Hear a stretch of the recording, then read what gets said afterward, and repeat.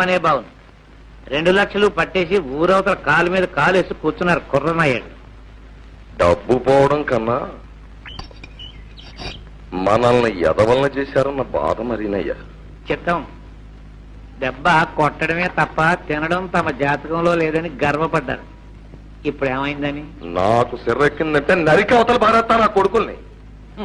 అయ్యా, ఒక్క మద్దతు దాటడమే కష్టంగా ఉంది ఈ రోజుల్లో. 5 కూనీలంటే. కన్నప్ప, ఇలా మాట మాటకి వంకలు పెట్టి దెప్పకపోతే నీ వీరబుర్రలో ఉన్న గొప్ప గొప్ప ఐడియాలు చెప్పాడు రాదు.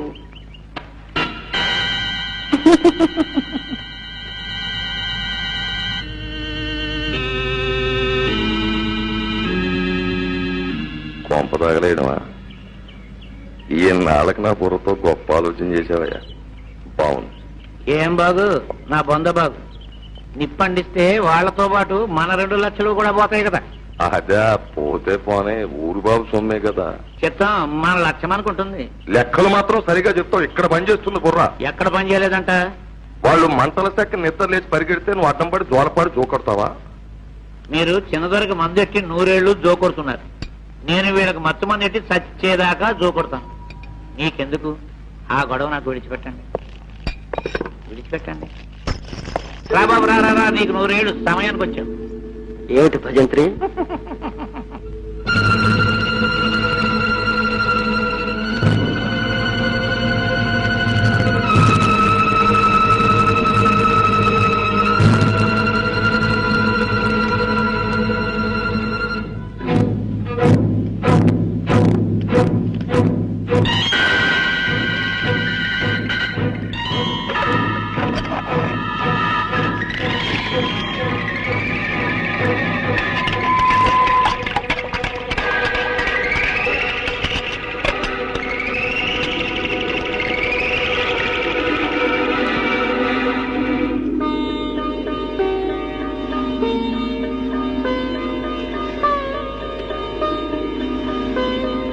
వివాహ భోజనంబు వింతైన వంటకంబు బియ్యాల వారి విందు నాకే ముందు.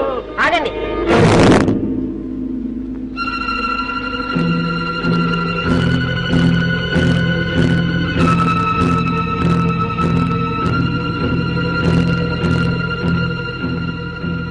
నాకు మర్చిపోయినమ్మా.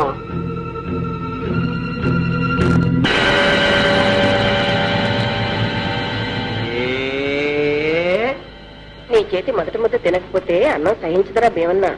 ఏ అంతరుచా? ఏది నాకు ముద్దు పెట్టరా? నాకు ముద్దు పెట్టరా? మరి నాకు అన్నా వాడు అన్నం తినేవాడా ఏంటి?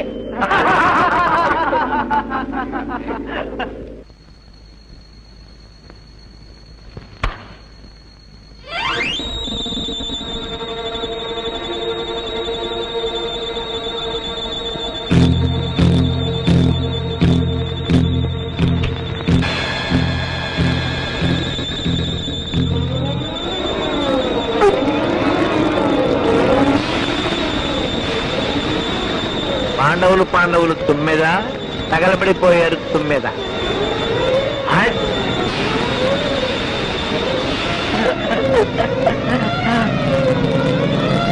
పాండవులు తుమ్మెద బూడిదైపోయారు తుమ్మెద.